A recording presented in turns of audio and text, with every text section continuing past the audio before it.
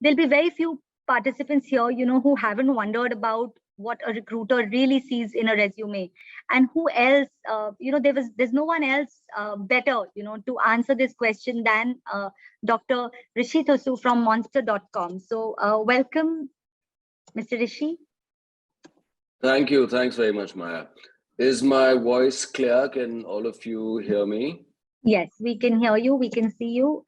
Just allow Sorry, me I do to, apologize. I have a bit of a cold, so if I'm sounding a little off, please forgive me for that. No problem. Allow me to introduce you, Rishi, and I am Ahmedabad alumni. Dr. Rishi Thussu is a doctor turned management professional and an entrepreneur with an MBA from IIM Ahmedabad. Rishi is currently a part of the executive team at Monster India and APAC. He is a seasoned business leader with more than 15 years of extensive experience. More recently, Rishi was the country manager at Finnem Technologies and established the India subsidiary of Finnem.ai, a people intelligence platform. In the past, he has worked as a director of operations at Sun Edison and as a consultant with McKinsey & Company at its India and London offices. As an entrepreneur, Rishi has successfully established Everrank Data Sciences, PolaConnect.com as a co-founder and CEO.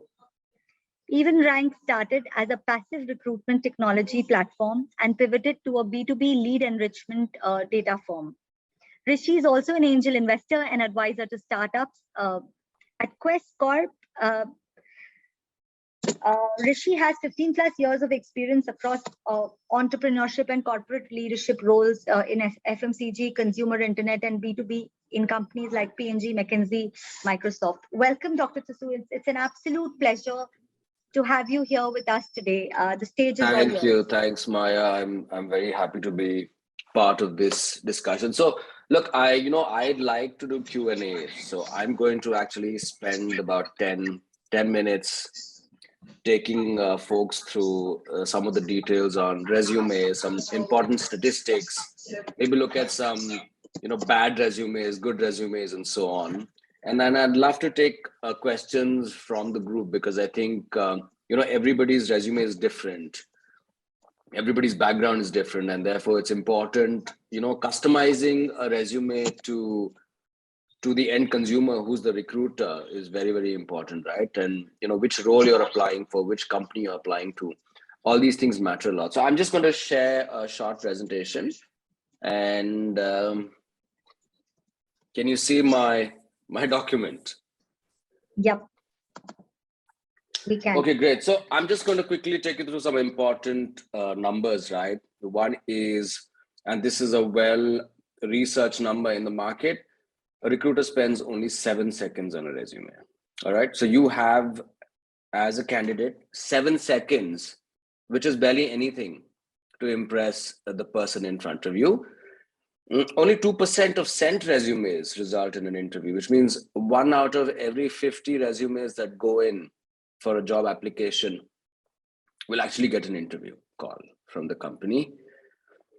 Applicant tracking systems. Now, companies use systems called applicant tracking systems, which are actually computer programs that read your resume and try to make sense of it, right? 75% of resumes are typically rejected by an ATS because of the way they are designed, all right? Too many boxes, images, infographics. Computers can't read all of that. They can read text very well. So all of these will get rejected. And of course, if it's a poor quality resume, and we see a lot of these, spelling errors, grammatical errors are a strict no-no, right? They'll be summarily rejected. If I see a resume with more than one mistake on it, it's not going through. All right. So these are some things you need to keep in mind. And the context here is, look, if you only have 7 seconds to influence a recruiter, then you have to, be very, very targeted. Your resume should be easy to understand. All the most important parts need to be brought out early, and it has to be short and scannable, right? Even for a human being. Okay. So I have a sample here. I'm seeing a lot of resumes nowadays that look like this. If I rewind 10 years ago, resumes were just text. I'm seeing a lot of resumes that look like this. They have a side panel, they have a picture, they have some fancy stylized text, word art on top. They'll have an infographic at the bottom. Right now, there are a few problems with a resume like this, and that's why I'm specifically calling this out. Number one, and I'm going to dissect this particular resume so you understand where I'm coming from, and then I'll also talk you through what we think works. So what an ideal resume should look like, right? Pictures are not required. Okay, especially a large picture. If you want to put in a picture, if you're a salesperson, yes, but they should be more professional looking pictures. You don't really need a side panel because side panels waste a lot of real estate. Now, in some cases, you might put in relevant information into the side panel, but this side panel, for example, has a lot of gray space. It's not been used well. Meaningless graphics. Infographics don't help. Now, if you write, for example, this resume says customer service 90% and MS Office 35, 50%. What does that really mean?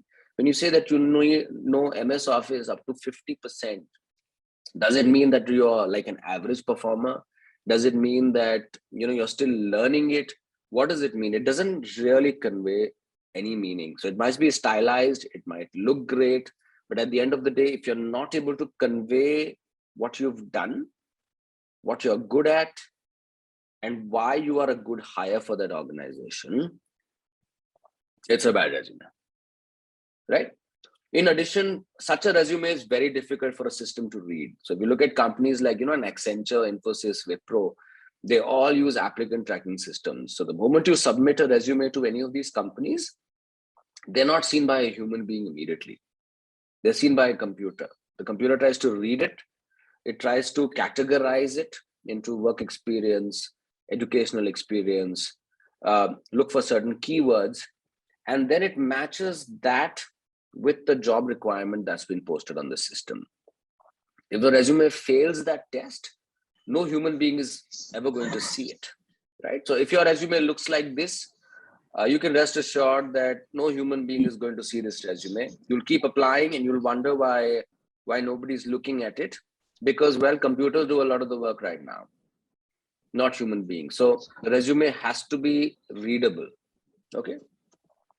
Few other things that we're seeing a lot of right now, which doesn't make sense. All right. We see a lot of jargon. Let me give you some examples. Right now, some of these words might sound hi-fi if you're a fresher or youngster and you think, okay, wow, holistic solution, strategically do something, think innovatively, think out of the box. If you really think about it, these words don't mean anything. Now, if you have developed a holistic solution to improve sales, you should talk about that solution, right? Change the way the sales team was deployed across 100 distributors. All right, that's a solution. You strategically altered pay scales. You talk about how you created an incentive structure, right? Which was a fixed plus variable structure where incentives were based on targets and people had to achieve targets not only on a quarterly basis or on an annual basis. If you want to demonstrate out of the box solution, you have to actually talk about that solution instead of just saying it's an out of the box solution, right? So my larger point being, you need to be very specific about what you've done and what you've achieved. And I'll talk about that. I'll show you what a resume should look like, as opposed to just throwing big words. Remember, words like this: cutting edge, can do, hardworking, move the needle, out of the box, synergy. Really, I think all of us end up using these because now, of course, it's become a large part of how we speak in business. But really, if you're thinking about this as being able to communicate the true idea that you want to put out there, it may not be the best way to do it. Okay. And please keep in mind that the person reading your resume is probably an experienced recruiter. You cannot fool them by just throwing in big words, confounding sentences that sound sophisticated, right? I find a lot of resumes, I used to hire a lot of interns, and I realized that every fourth or fifth intern would write the standard line on their resume or cover letter. I'm the best person for the job. I will give it my 100%. Now these are, and then, I Googled that specific phrase and I realized that they were all picking it out of this Naukri.com blog. It could have been a monster blog also, but they were just copy pasting it because they were not giving it that thought, wow, what is it that I really want from this role? You Google for what to write in a covering letter, you copy and paste it on a covering letter on a resume, and you think your job is done. No, it's not. I'm not looking for a run-of-the-mill standard average or below average performer. I'm looking for a person who can think for herself or himself. And even if what they write turns out to be very simple English, as long as it makes sense and it truly conveys to me what they've done, that's what I want at the end of the day. All right. So what should you do? Okay, I'll talk about a few things that I think you should do. Of course, you'll find a lot of resources online, but here are a few things, right? You focus on impact, not activity, right? For example, I'm not interested if you managed a team of 10 salespeople. What I'm interested in is you achieved a sales target of 1 crore working with a team of 10 people, which was say 100% or 80% or 125% of the target that was set for you. Now that tells me what you've done, as opposed to I worked with 10 people or I manage the MIS system. No, if you manage the MIS system, that's fine.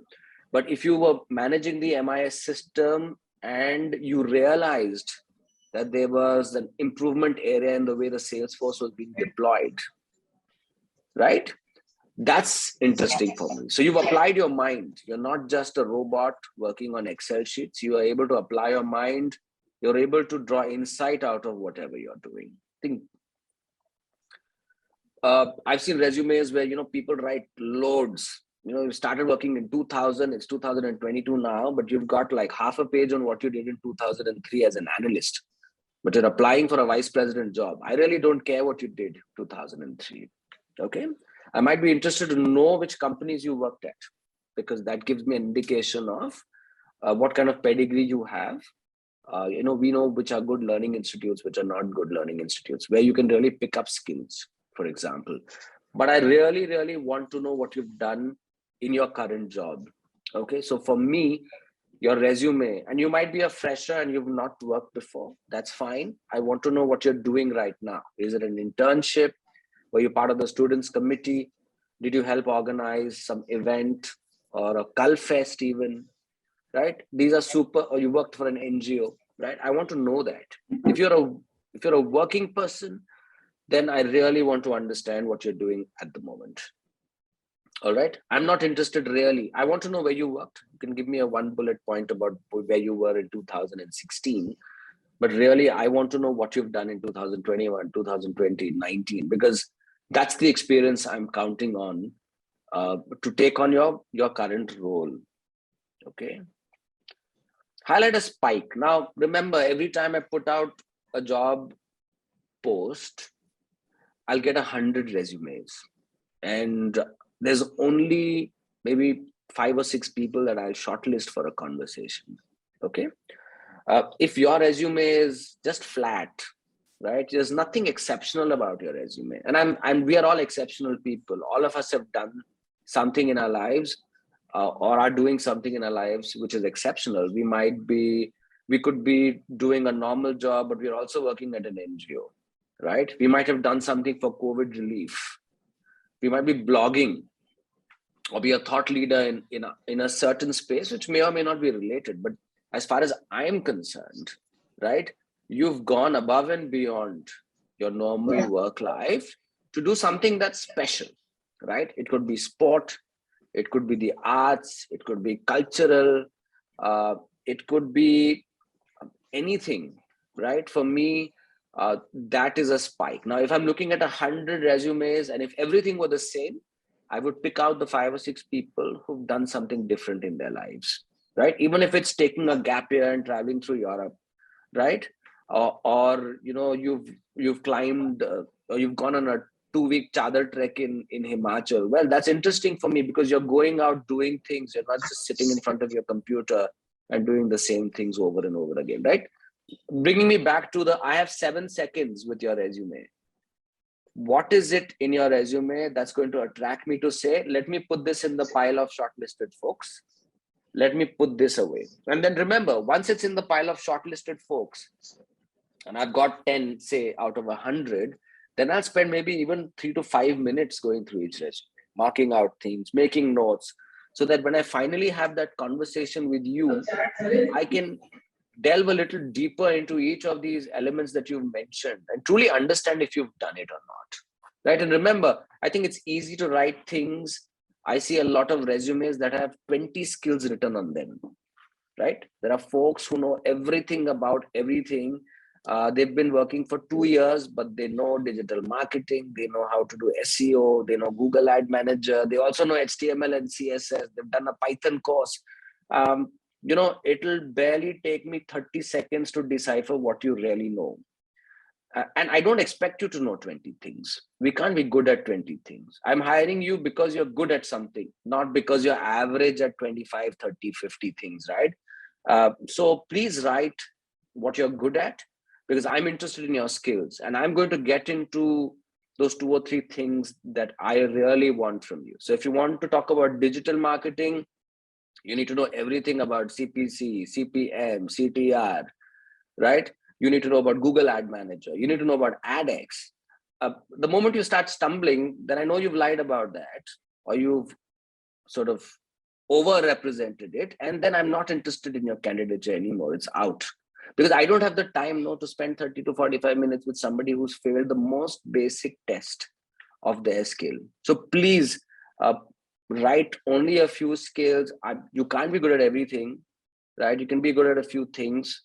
Let's talk about those things. Let's focus on those things as opposed to 20 skills, because really 20 skills is not impressive for any recruiter, right? But 3 good skills are very, very impressive for me. And one important thing we don't do at the moment, and this cuts across, right? You might be, let's say if you're a fresher and you're not sure about sales or marketing, but you've done certain things in life which you want to bring out. So, if you managed your college website or your alumni website, put that in if you're applying for a marketing role, right? If you've gone out and sold raffle for your college fest or got sponsors, bring that out in your resume if you're applying for a sales role, right? There's no one size fits all resume, because here again, remember, I've got 7 seconds and I'm looking to see if, whoever you are fit into a particular role, designation, experience, or skill profile. Because in my mind as the recruiter, it's very clear. I know what I'm looking for. If I see it on your resume, I'll put it aside as a shortlist. Then when I speak to you, I'm going to get into the details. But at least you've crossed the first barrier, which is, did I make it to the shortlist? Subsequently, whether you make it through the interview or not, well, it's about, are you able to talk about the things that you've done? And I think, for me, for example, and I know it's not part of resume, but when I do my first interview with a candidate, I just pick up the first thing they've spoken about, right? Increase revenue by $5 million year on year. And I will just spend 10 minutes talking about that. Okay, how did you increase it? What did you do? Okay, what did you do with the sales team? What did you do on the marketing side? How did operations deal with that extra load, right? Did you have to make any product changes? How did product and technology work together to deliver that change quickly enough for you to get to that revenue number, right? And if you've truly done it, you'll be able to answer those questions. If you've not done it, it'll barely take me, like I said, 30 seconds to 1 minute to figure out you've not done it. Or you were part of a much larger team that did it, which is fine. But if you are not privy to the details, right? The devil is in the details. If you don't know the details, if you can't write about the details, then as far as I'm concerned, you've not done it before. And therefore, you're not right for the role. Okay. Some quick stats again, these are the percentage numbers represent the likelihood of getting an interview. I picked it up from the internet somewhere, but some of these really resonate with me. Like, starting a sentence with an action verb. And I'll talk about that on the next slide. which is also my last slide. Sending in a resume in the morning. So, you demonstrate that you're up and about early, you're a hard worker. And the second is that when the recruiter or hiring manager comes and checks into their office, the first thing they see in their mailbox is your resume. So it gets a lot more attention as opposed to sending a resume at 6 p.m., in which case I'm not going to see it. I'll see it tomorrow. And by tomorrow, there's more resumes coming in the morning. So your resume is way down the order. All right. Sending it in early, of course. Job's been posted yesterday. If I get 10 resumes today and I find some good ones, I'm not going to wait for another 2 weeks to see if I can find a better candidate, right? I'll never let great get in the way of good, right? There's always the perfect candidate. I may or may not find that candidate, but as a recruiter, if I've got 5 good candidates, right, that's good enough for me. That's good enough for the company, right? Including a key skill section. I spoke about skills. I spoke about how important highlighting those few skills are. And of course, the others I'm a little ambivalent about, I think, right? But really for me, the top 3 or 4, very, very important about how you've articulated your resume, how you've sent it through, how quickly you've done it, right? Are some very important pointers. Now this is a resume that I received yesterday. All right. Is it clear? Can you all see it clearly? Right. So, I'll tell you a few things I really love about this resume. One is this is the standard B school resume format, and it's been around for the last 20 years. A few things here really work for it. Number one, it fits everything on a single page, right? And I've also seen over a period of time, the more senior and more tenured you become, the shorter your resume becomes. Right? I've seen fresher resumes which are 5 pages, but if you see a CEO's resume or a VP, EVP resume, it will be just 1 page, right? Because all they need to talk about is what they're doing right now. So this is the standard MBA resume. It doesn't have any boxes or tables, so it's very easy for an applicant tracking system to read. Okay. It's got the name, and I've had to sort of anonymize it because it belongs to a real person. So I've removed the name, but right up on top is her name, email address, and telephone number. Immediately below that is her key message, right? I'm a seasoned MBA professional. I've got rich experience in consumer internet startups. I worked largely in revenue management and category management, and I'm looking for an opportunity in Bangalore. Very clear cut, right? There's no, I want to improve myself by doing things that, I read a lot of that nowadays, and it's unfortunate that maybe a lot of freshers don't have enough guidance as to what they should be putting down in the resume. And I think that benefit goes to some of the, more, the older B schools, because they've been doing this for a long time. But the message is right up there on top. It's very clear. First experience, company name, and I'm going to read through some of the bullet points, right? So I've got, everything is on a single page. Like I said, personal details are right up on top. And there's that one line that clearly spells out the experience and specific role location ask. Okay. Now, if you read the first bullet, responsible for revenue delivery of $9 million monthly, right? Now that's enough to get me interested. $9 million a month, that's a lot of money, right? Okay. And how did she do it? It's all the action verbs I was speaking about, right? I increased walk-in occupancy. I reduced customer acquisition cost, which is reduced CAC. I built a dynamic business model. I increased app conversion. So it's all about what she's done, right? To really reach that $9 million revenue number. And the amount of detail is super specific, right? Increased crash profitability by 17% in 2 months by driving prepaid initiatives across online channels. Now I know what she's done. I know she's worked online channel. I know she ran a prepaid initiative, and I know that resulted in profitability by 17%. So when I finally interview her and I'm talking to her tomorrow morning, I can get into the detail of that one bullet point and ask her about it, right? So she's really laid out exactly what she's done in the last, 2 years that she's been working in this specific role. And the same with everything else, right? Directly managed a team of 5 members across markets, did an end-to-end launch of new properties, increased performance of ground team by 10% through effective performance management system. So she's really spoken about what she's done, how she did it, over what period of time, and what the impact was of that activity. All right. And if you come lower down where I've removed the company name, where it just says company name, this is her old experience. So she just put in like 3-4 bullet points. All right. And the experience before that, she just put in a single bullet point. Right. So really, I'm interested in her current experience, really called it out, complete detail. Whatever she did later, well, she's mentioned it, but she knows I'm not interested. She's just done it for the sake of completion, right? And right at the bottom is also like superbly important for me. These are the spikes outside of her work, right? Secretary of Marketing Club. So I know she's interested in stuff outside of just work.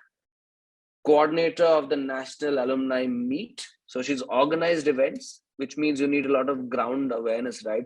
You guys have organized this event. You have to figure out everything from backdrop to invite. What is the invite link? How many people are going to come? Will Zoom be able to handle that traffic? What time should we do lunch break? What time should we do tea break, right? What memento are we going to send everybody? Is there going to be a follow-up mail? Will there be a weekly newsletter to all the participants? So whenever you organize an event, there's a lot of detailing that goes in. And for me, what you've done in college, when it comes to, organizing something, is a very, very strong proxy of your organizing skills. All right. Now, not all of us may have that, but I'm sure we've done something in our lives. Even if you organized a badminton championship in your local mohalla, it's still fine to put it down if you have nothing else. But if you do have something, that's how much space you have to put it down. So 1 page, everything on the surface page, detailing around what you've done in your current role, and some additional information, super important. So this is for me a good resume. There's no side panel, there are no infographics, there are no tables to contend with, right? The message is loud and clear. And if you just look at it, there are certain parts that are highlighted, right? Starting from revenue delivery of $9 million to team of 5, 50 members, achieved 50% MO&M increase, month-on-month increase in live hotel rooms, fast track promotion, right? I can eyeball this in 7 seconds and make a judgment call on this candidate, right? It's designed for that. And for me, that's a good resume. Okay. So that's what I have for our discussion. But I'd be happy to spend time doing Q&A. And, we at Monster, we have a resume service where we help write out resumes for people.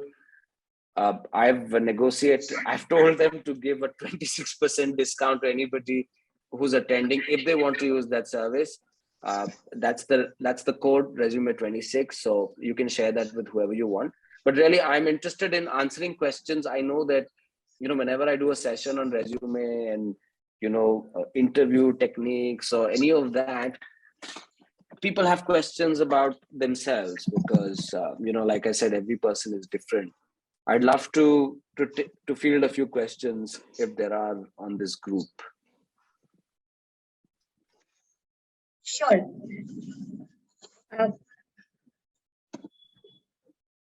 Thanks, Rishi. Just give me a second. I'll just tell you, we do have a couple of questions. Sure. So, everyone is saying that, of course, you shared like a fabulous sample of a candidate who has some experience. Would you be able to share a resume for a fresher, like a similar resume, a perfect resume for a fresher? And, we could even share it with everybody later on, but that's what everyone is looking for, because a lot of people in the audience are actually freshers. No worries. I think I can do that. I think one thing that what I'm realizing now is when I was in college, no, we were very lazy. We wouldn't do any internships. You got 2 months off, you just go home and sleep.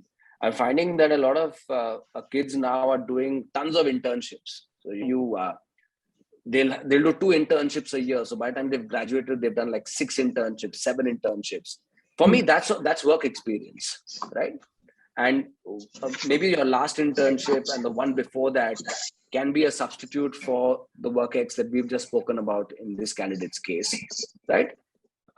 You should talk about it, and a lot of these interns learn during those internships, right? And I find that a lot of 18-20-year-olds actually know way more about social media, digital marketing than I ever will in my life. So they should just talk about it, because that is a powerful skill, and companies are realizing that, right? I'm trying to build a community for job seekers, and really the people advising me are these 22-23-year-olds who are either part of communities or have been community managers or are content managers, but they're all students right now in college, and they know way more about engaging people than I do. So please bring that out. I'll get somebody to put this together for you, a fresher resume highlighting internships, activities, and so on. Of course, it won't be as detailed as this one, but nevertheless, right? And there's no reason why that should be longer than one page. Okay? Yeah. Absolutely. That helps, Rishi.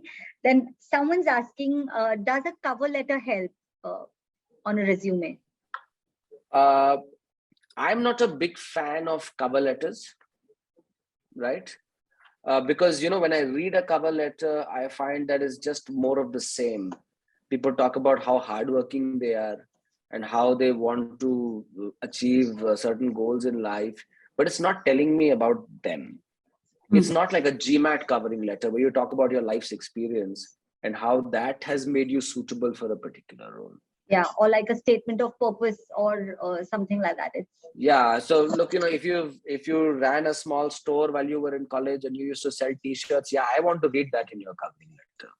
I don't want to read generic statements around how you're a hardworking person and how you are intelligent, diligent, committed, right? Because honestly, only actions speak for you.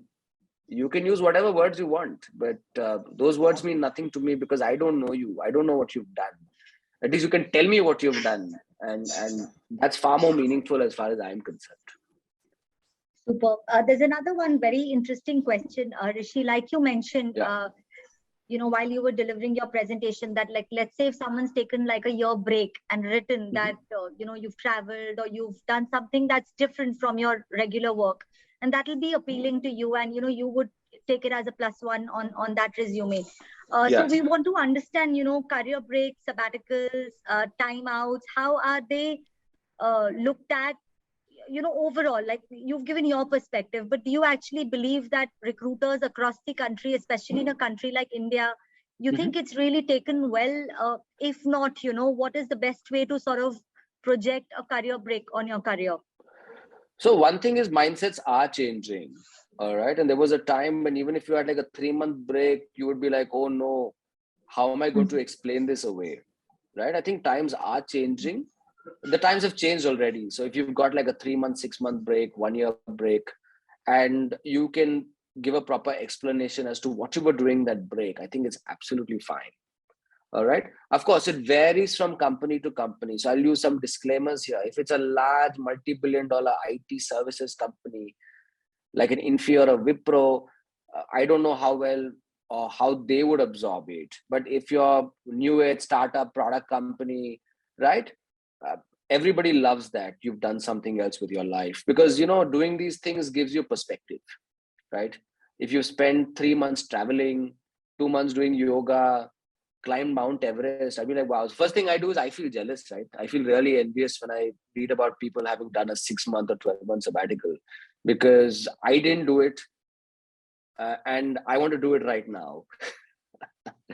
So it's all good. It's all good. Of course, I also appreciate honesty. So, if people have been asked to leave a company for whatever reason, companies were shutting down, COVID happened, I think all recruiters and hiring managers are far more empathetic about that at the moment. And I don't see it as a bad thing on a resume, to be honest. Not at all. Right. Super. Thank you so much, Rishi, for these great inputs. I'm sure we'll have more questions there, but in the interest of time, we'd like to sort of check if we can email those questions to you, circle back. Absolutely, to our absolutely. participants. Please do that. I'd be And happy to respond. you've already helped everybody with that special offer. I hope everyone's taken that down. Thank you so much for that. Not at all. You're most welcome. And thank you for allowing me this opportunity to speak with you folks. Thank you so much, Rishi. It was a pleasure to have you here. All right. Bye-bye.